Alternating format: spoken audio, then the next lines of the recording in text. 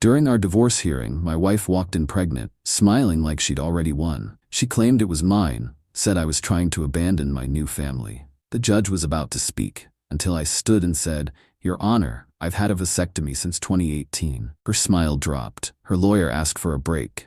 Now she's calling me 43 times a day. Before we start, I just want to say thank you for being here. It means the world. But take a look at this. Only 8% of people watching are subscribed. If you enjoy these stories and want to support more of them, just one click makes a huge difference." Burner account and names changed for obvious reasons. There's something surreal about sitting in a courtroom watching the person you once loved try to systematically destroy your life with a smile on their face. Even more surreal when they're using an unborn child as ammunition. But I'm getting ahead of myself. Some context. My soon-to-be ex-wife Tara and I were married for 7 years. We met in 2013, married in 2014, and things were good at first. Great, even. We both had promising careers, me in software engineering, her in corporate marketing. We traveled, renovated a house together, had the same vision of success. No kids, which became a major point of contention about 3 years into our marriage. I was diagnosed with a genetic condition that carries a 50% chance of being passed to biological children. The condition causes progressive nerve damage starting in mid-adulthood. I watched my father deteriorate from it, becoming wheelchair-bound by 50. I'm 36 now and already showing early symptoms, occasional numbness in my extremities, some balance issues. Not exactly something I wanted to risk passing down. When I received the diagnosis in early 2017, I was devastated. I remember sitting in the neurologist's office, holding the genetic test results while he explained what I was facing. That night, I told Tara everything. The prognosis, the hereditary nature, my fears about having biological children. "We have options," I said, holding her hands across our kitchen table. "Adoption, fostering, or even being child-free and focusing on our careers and travel." She squeezed my hands, tears in her eyes. "We'll figure it out together. Your health comes first right now." For almost a year, things were good. We researched adoption agencies. We spent time with our nieces and nephews. We seemed to be on the same page, or so I thought. Then around March 2018, things changed. Tara started making comments about how genetics aren't everything, and how medical science is advancing all the time. She'd leave fertility clinic brochures around the house. When I reiterated my stance, she'd get upset. "You're denying me a chance at motherhood," she said during one particularly heated argument in our bedroom. She'd thrown a fertility clinic brochure at me. "There are tests they can do, ways to screen embryos. The testing isn't 100% accurate," I replied, trying to stay calm. "And even if it was, I don't want to risk it. Why is adoption suddenly off the table?" She turned away, arms crossed. "It's not the same. I want to experience pregnancy. I want a child that's part of us." The arguments escalated over the next few months. I'd come home to find her watching birthing videos or browsing baby furniture online. When I'd remind her of our discussions, she'd either cry or lash out. Then came the incident in July 2018 that changed everything. I was looking for a receipt on our shared laptop when I discovered she'd been tampering with our birth control. There were searches on how to poke holes in condoms without leaving obvious damage, and calendar entries tracking her cycle with notes about when to forget her birth control pills. My blood ran cold when I found a forum open in her browser history where she was asking for advice on how to get pregnant when husband doesn't want kids. Someone had actually suggested getting him drunk enough that he wouldn't notice if protection wasn't used. Even worse, Tara had replied, "That might work. He rarely remembers details when he drinks whiskey." I sat there for hours, reading through weeks of her posts, feeling physically ill. This wasn't just a disagreement anymore. This was a fundamental breach of trust and bodily autonomy. I couldn't believe the woman I married would plot something like this. When Tara got home that evening, I confronted her with what I'd found. I'll never forget how quickly her expression changed, from shock at being discovered to a kind of desperate justification. "You're overreacting," she said, pacing our living room. "I was just venting online." "Venting? You were actively planning to trick me into fatherhood." I was shaking with anger and betrayal. That's when she broke down crying, collapsing onto our couch. I'm desperate. I'm turning 35 next year. My biological clock is ticking while you keep stalling. I'm not stalling. I have a genetic disease. We discussed this. You'd come around once a baby was on the way, she insisted, wiping her tears. You'd love our child no matter what. I just need to help you see what you really want. I slept in the guest room that night, unable to even look at her. The next morning, I called my doctor and made an appointment for a vasectomy consultation. I didn't tell Tara, not out of spite, but out of self-protection. I couldn't trust her anymore, and I needed to ensure I wouldn't be forced into parenthood against my will. The procedure happened in September 2017, while Tara was on a weekend trip with her sister. The doctor understood my situation and was supportive, especially given my genetic condition. I took a few days off work, telling Tara I had a project deadline and would be busy anyway. The recovery was quick, some ice packs and mild discomfort, nothing major. I planned to tell her after she returned and suggest marriage counseling to work through our fundamental disconnect. But the night she came home from her trip, she blindsided me with a bombshell of her own. I think we should separate, she said over dinner, not even meeting my eyes. I've already talked to a divorce attorney. I was stunned. Just like that? No counseling, no trying to work through this? What's there to work through? You won't give me children, and I can't waste my fertile years on someone who won't change his mind. She said it so coldly, like she'd rehearsed it. I didn't mention the vasectomy then. It seemed pointless since we were apparently heading for divorce anyway. We spent the next few weeks discussing logistics, how to split assets, who would move out. It was civil but tense. Then, inexplicably, in November 2018, about 2 months after she'd first mentioned divorce, Tara wanted to reconcile.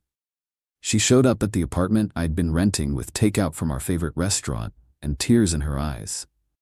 I've been thinking, she said as we sat awkwardly at my tiny kitchen table. Maybe I can accept a child-free marriage if that's what it takes to save us. We built a life together, Drew. I don't want to throw that away. I was suspicious but willing to try. 7 years together isn't something you discard easily. We agreed to counseling, and I moved back into our house in December 2018. For almost 10 months, things seemed better. We went to weekly therapy. We reconnected physically and emotionally. I nearly told her about the vasectomy several times, but the right moment never materialized. As time passed, it became an increasingly difficult topic to broach, especially as things were finally improving between us. Then in September 2019, while Tara was in the shower, her phone kept buzzing with text notifications. Normally I'd never check her messages, but after the birth control incident, I still had lingering trust issues. I glanced at her screen and saw messages from Mark W. with preview text that made my stomach drop. Miss you too, baby. Can't wait until. I knew Mark Wilson was her boss. Against my better judgment, I opened the messages. What I found shattered any hope of saving our marriage. Not only were they having an affair, but based on their conversation history, it had been going on for over 2 years, since early 2017, before my diagnosis, before all our fertility arguments. I scrolled back through months of messages, putting together the timeline. Their affair had continued through all our struggles about having children, through her threatening divorce, and even through our reconciliation. The reconciliation, I discovered, coincided perfectly with Mark temporarily relocating to the London office for a 9-month project. She'd essentially put me on hold while he was unavailable. When Tara emerged from the shower, I was sitting on the bed with her phone in my hand. "How long have you been sleeping with Mark?" I asked quietly. The color drained from her face. "Drew, I can explain." 2 years, Tara." 2 years? You were sleeping with him while making me feel like a monster for not wanting children. My voice broke. You threatened divorce when I wouldn't give you a baby, then came back when he left the country. Was any of it real? She didn't deny it. Instead, she tried to justify it. Mark understood her desire for children. Mark would have given her a family. Mark appreciated her in ways I didn't. I filed for divorce the next day, October 2019. This time, there was no turning back. The proceedings were contentious from the start. She wanted the house I'd largely paid for, I'd made the down payment with an inheritance from my grandmother, half my retirement account, and substantial alimony despite having a good job herself. Her lawyer painted me as cold and uncaring, citing my refusal to have children as evidence of my selfish nature. 4 months into the divorce process, in February 2020, came the hearing that would determine temporary asset allocation while the divorce proceeded. I arrived early with my lawyer, Sam Davidson, reviewing our documentation one last time in the hallway outside the courtroom. "We're in good shape," Sam assured me. "Your financial records clearly show your contributions to the marital assets. The judge assigned to our case is fair, but no nonsense." That's when I saw her walking down the hallway toward the courtroom, and my jaw nearly hit the floor. Tara was visibly pregnant. Not just slightly showing, she had to be at least 6 months along, her belly prominently displayed in a form-fitting dress I'd never seen before. She made deliberate eye contact with me as she approached, cradling her stomach with both hands, a triumphant smile playing at her lips. Sam grabbed my arm. "Did you know about this?" "No," I managed, still staring. "Impossible. We haven't been together since." "Pull yourself together," Sam whispered urgently. "Don't react. That's exactly what she wants." We entered the courtroom, taking our places at the respondent's table. My mind was racing, calculating dates. If she was that far along, the timing couldn't possibly match our separation. Unless, had she been pregnant during our reconciliation period and hidden it somehow? No, that didn't make sense either. Judge Harriet Winters entered, and we all rose. After the preliminaries, Tara's lawyer, a slick-looking man named Bennett, immediately addressed the court. "Your Honor, before we proceed, we'd like to amend our petition in light of recent developments." He gestured toward Tara. "As you can see, Mrs. Harmon is expecting. This significantly changes the financial considerations in this case." Judge Winters raised an eyebrow, looking between Tara and me, clearly noting Tara's advanced pregnancy. "I don't see any amended petition in my files, Counselor." "We'll be filing the formal amendment this week," Bennett replied smoothly. Given the advanced stage of Mrs. Harmon's pregnancy and today's scheduled hearing, we felt it important to bring this to the court's attention immediately. Tara placed her hand protectively over her belly, her expression angelically concerned. Bennett continued, his voice taking on an accusatory tone. "Mr. Harmon has not only been attempting to divest himself of financial responsibility to his wife, but is now attempting to abandon his responsibilities to his unborn child." I felt like I'd been punched in the gut. Sam scribbled furiously on his legal pad, "Paternity test ASAP." The judge turned toward me, her expression noticeably cooler. "Mr. Harmon, were you aware of this pregnancy?" Before I could answer, Bennett interjected, "Your Honor, he was aware. Mrs. Harmon informed him during their last attempt at reconciliation, which we believe precipitated his abrupt filing for divorce." That was a bold-faced lie. Sam stood immediately to object, but Tara's lawyer wasn't finished. "Furthermore, this pregnancy has complicated Mrs. Harmon's health, requiring her to reduce her work hours significantly. She's been diagnosed with gestational hypertension. This further necessitates adequate support from Mr. Rutt Harmon, who has shown callous disregard for his new family." Tara dabbed at her eyes with a tissue, the picture of a wounded, expectant mother. "I just want what's best for our baby," she said softly, but loud enough to carry. The judge sighed, looking at me with thinly veiled contempt. "Mr. Harmon, given these new circumstances?" That's when I stood up. Sam tugged at my sleeve, but I gently shook him off. "Your Honor, with all due respect, I've had a vasectomy since August 2018. The courtroom went completely silent. Tara's triumphant smile froze, then crumbled in real time. Her lawyer looked at her sharply, confusion evident in his expression. "I have my medical records here," I continued, retrieving a folder from my briefcase. I'd started carrying the documentation after the divorce proceedings began, not because I expected this exact scenario, but because I wanted a complete record of my medical situation, including my choice not to have children, as well as 2 follow-up sperm count tests confirming the procedure's success. "I am not the father of that child." Tara's lawyer stood up, clearly flustered. "Your Honor, my client was not made aware of any such procedure. This is clearly a desperate attempt by Mr. Harmon to evade responsibility." Judge Winters held up her hand. "Let me see those records, please." I handed the folder to the bailiff, who brought it to the judge. She carefully examined each document. The procedure was performed by Dr. Levinson at Mercy Medical Center on August 10, 2018, I explained. I have the records and receipts. I also have documentation of my genetic condition which prompted this decision, polycystic neuropathy, the same condition that caused my father's early death. Tara was visibly shaking now, her face ashen. Bennett leaned over to whisper something to her, but she jerked away from him. "These appear to be in order," Judge Winters said after a moment. "Mrs. Harmon, were you aware of this procedure?" Tara stood, one hand still protectively cradling her belly. He never told me. He couldn't have. We were still intimate after that date." "The procedure doesn't affect that aspect of function, Your Honor," I explained quietly. "Only fertility. And yes, we were intimate during our reconciliation period, which began in November 2018, 3 months after my vasectomy." Her lawyer quickly requested a 15-minute recess, which the judge granted. As they huddled in fierce conversation at the far side of the courtroom, Sam looked at me with a mixture of relief and exasperation. "A heads up would have been nice," he muttered. "This could have gone south quickly if your records weren't in order." "I didn't know she'd pull this," I replied, still processing the absurdity of the situation. "I never thought she'd try to pass off another man's child as mine in court." "Who do you think?" Sam left the question hanging. "Her boss, Mark. They've been having an affair for years." When the session resumed, Tara and her lawyer had clearly recalibrated their approach.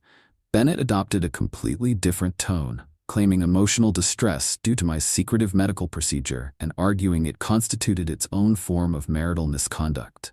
"Your Honor, while my client may have been mistaken about the paternity of her child, the underlying issue remains Mr. Harmon's deception. He underwent a major medical procedure affecting their marital relationship without informing his wife." Judge Winters was having none of it. "Counselor, attempting to attribute paternity of another man's child to Mr. Harmon is a serious matter. Your client just testified under oath that this child is her husband's, which we've now established is biologically impossible. I suggest you confer with your client about the implications of perjury before proceeding further." She turned to address both parties. "Given these developments, we will postpone today's hearing on temporary asset allocation.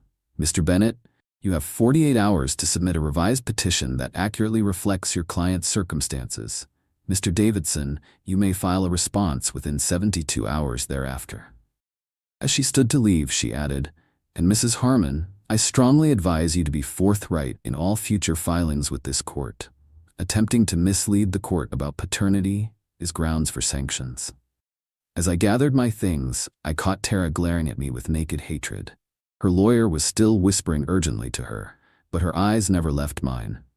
The mask of wounded expectant mother had completely fallen away, replaced by the look of someone whose carefully constructed plan had just spectacularly backfired. In the hallway outside, she tried to approach me, mascara streaking down her face. "Drew, please let me explain." Her lawyer intercepted her, physically steering her toward the exit while whispering something that made her stop struggling. "That was 3 days ago. Since then, my phone has been blowing up. 43 calls from Tara, countless texts ranging from tearful apologies to vicious accusations. She's claimed alternately that I tricked her by getting the vasectomy, that the baby might miraculously be mine despite the procedure, and finally, in her most recent messages, that she made a horrible mistake, but we could still work things out and be a family if I would just talk to her. Her boss, Mark, the affair partner and likely father, has apparently gone completely silent since she told him about the courtroom revelation. According to a mutual friend who works at their company, he's suddenly taken a personal leave from the firm and cleared his schedule for the next month. The following week brought more developments. Tara's lawyer formally withdrew from representing her. Apparently, he hadn't been informed about the pregnancy deception beforehand and wanted no part in continuing as her counsel after being blindsided in court. She quickly hired new representation, a lawyer with a reputation for aggressive tactics, but significantly less respected in legal circles. My lawyer filed for an expedited divorce process based on the attempted fraud, which the judge granted. Instead of the year-long process we were expecting, we received a final hearing date just 6 weeks out. 2 days before that final hearing, I received an unexpected visitor at my apartment, Tara's sister Claire.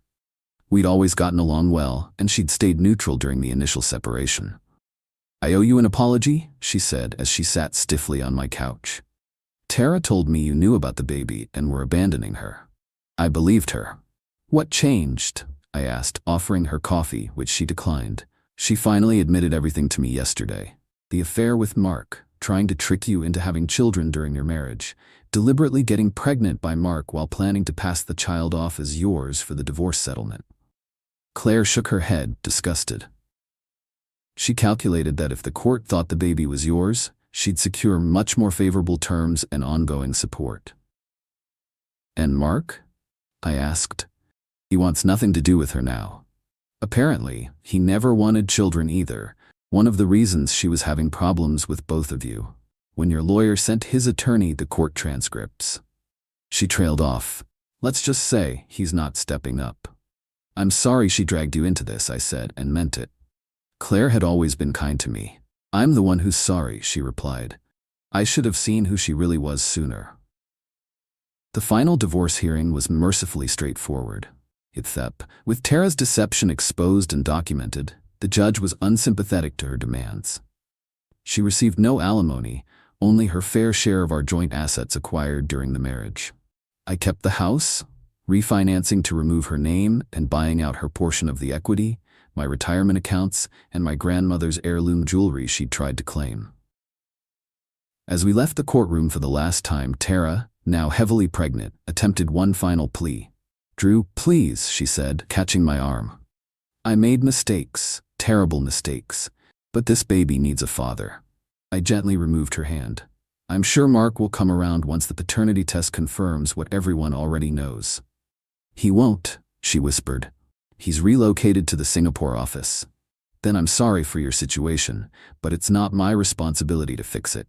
I wish you and your child well, Tara, but our chapter is closed. It's been 6 months since the divorce was finalized. I've heard through mutual friends that Tara gave birth to a healthy baby boy and has moved back to her hometown to live with her parents. Mark apparently provides financial support, but remains in Singapore with no plans to return. As for me, I'm focusing on my health and future. I've started treatment for my condition with a specialist who's optimistic about new therapies that might slow the progression. I've kept the house, but renovated it extensively, removing all traces of my life with Tara and making it fully accessible for when my symptoms eventually worsen. The most unexpected positive outcome has been connecting with a support group for people with my condition. Through them, I've met others who chose not to have biological children for the same reason I did.